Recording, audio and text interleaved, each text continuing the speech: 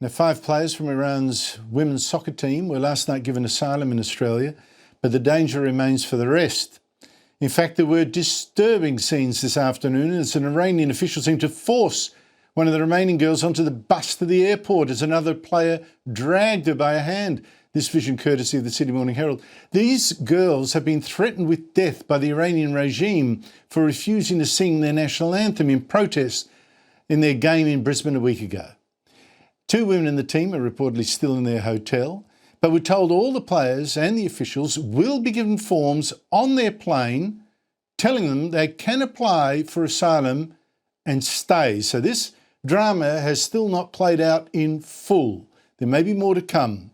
So given all that, there was one very good piece of news today, one very good deed by the Albanese government.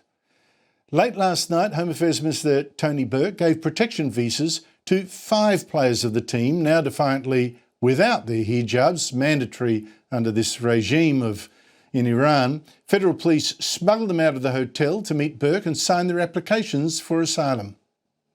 They were moved to a safe location by the Australian Federal Police, and last night I met with them. Once everything had been signed off last night, there were lots of photos, lots of celebrating, and then a spontaneous outcrack of Aussie, Aussie, Aussie, oi, oi, oi. The Prime Minister today said any other players wanting asylum would also be helped. Australians stand in solidarity with these brave women. They are safe in Australia and they should feel at home here. We have made it clear that if there are other members of the team who make a decision to ask for support, they will receive it from Australia. Brilliant. And I have nothing but praise for the government's handling of this, apart from those stupid comments by Matt Thistlethwaite yesterday. But for the Prime Minister, big tick. Now, the coalition, which had campaigned for tougher checks on Muslim immigration, was right behind this as well. There are some Muslim immigrants we very much do welcome. And so was Donald Trump. The US president accused the government last night of making a terrible humanitarian mistake by not giving asylum, when in fact the government had already done just that. And Trump even rang Albanese at 2 a.m. for 40 minutes, probably to discuss the war as well, where he was given the good news, and he then praised the government wildly on social media. Now, some remaining team members were scared that their parents in Iran would be punished if they also stayed here. And Iranian freedom protesters today tried to stop their bus. Shame on you! Shame on you! Shame on you! Shame on you! Shame on you! Shame on you! Shame on you! Joining me is migration agent Naghmeh Danai, herself Iranian, who helped convince the players to trust our government to protect them. Naghmeh, you've done a magnificent job. Why were these girls scared to go back home? Hi, thank you for having me. Actually, the girls were in fear of unknown future here. They didn't know what's going to happen for them if they stay here, if they're going to be offered government support, if they're going to be given their visa, or they're going to be transferred to camps, refugee camps. So I, as a part of a team who were trying to contact them to explain everything for them, got into contact with them yesterday. I went to the hotel and explained everything to these 5 girls before they said the final yes to the department to come and start their processing their visas. So they were scared of the unknown here. What were they scared about going back to Iran?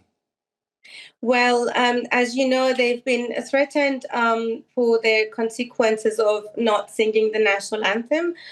So, as we know, the government of Iran is very brutal. What's happening in the prisons now is just like a horror movie, like torture, any other thing which is not imaginable. So, of course, they would be in fear of their safety when they go back home, what's going to happen to them, what's going to happen to their future, are they going to be sentenced or just kept in the prisons being tortured? And of course, one of their teammates was shot dead in the protests in January. Now, there are reports that there are 2 other players that did not leave their hotel. Another player that we saw being dragged into the bus reportedly rang her parents back home, who pleaded with her to get on the plane. I don't know about that. I just hear that reported. Do you know anything about all that? No, I wasn't there today. But I'm guessing what can be happening. Actually, they are not free to make the decisions for themselves. They are forced to leave. They are actually under really strict restrictions with the government officials of Iran who are minding them all the time. So as soon as they didn't sing the national anthem, they started putting a lot of pressure on them, preventing them from talking to anyone. Even the community members who went to give them chocolates or flowers, they couldn't even talk to them. So it was very hard to communicate with them. And I'm guessing, again, one of them is trying to stay, but the other one is trying to warn them what's happening, because they have been, the government officials have been trying to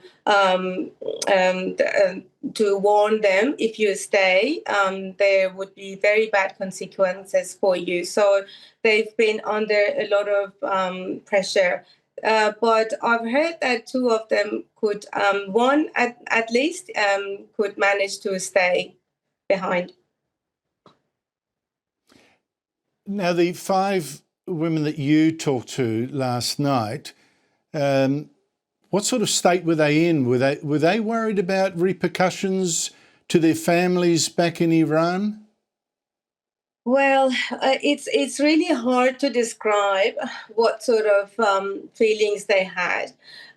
First of all, they had to make a decision for their lives. They came here just to play. And what happened was something that, resulted in these things happening after that, of them refusing to sing the national anthem. So after that, they felt a lot fearful. At the same time, they couldn't talk to anyone. And as you know, there is internet blackout in Iran. It's not easy to contact their families in Iran. They couldn't even contact any of the community members here. They don't know much English. And the only point of contact who knows English was the team who brought them here to Australia. So they were kind of isolated and also feared of what to do, what is best for us to do. On this side, we had a team trying to talk to them. And finally, yesterday it happened. We could go to the hotel with the help of AFP officers. We could talk to these 5 girls to tell them, we know that you are very concerned about your family members back home, but if you go back home, there would be more consequences for you to face. So they had some questions about their visas, what sort of entitlements they have. Do they have work rights? Do they have travel rights? How long does it take for them to get their visa? So I was trying to give them reassurance. And at some point, I was trying to translate what the Department of Home Affairs officers were explaining to them and reassuring them that this program is really good. The Department of Home Affairs is very supportive of you. The government is very supportive. They are going to finalize your visa maybe sometime tonight, and then after that, very quickly, maybe in a matter of weeks or months, you might be able to get your permanent residency as well. Naghmeh Danai, you've done a great job. We're very pleased to have these girls stay, given the danger they face. Thank you so much indeed for your time.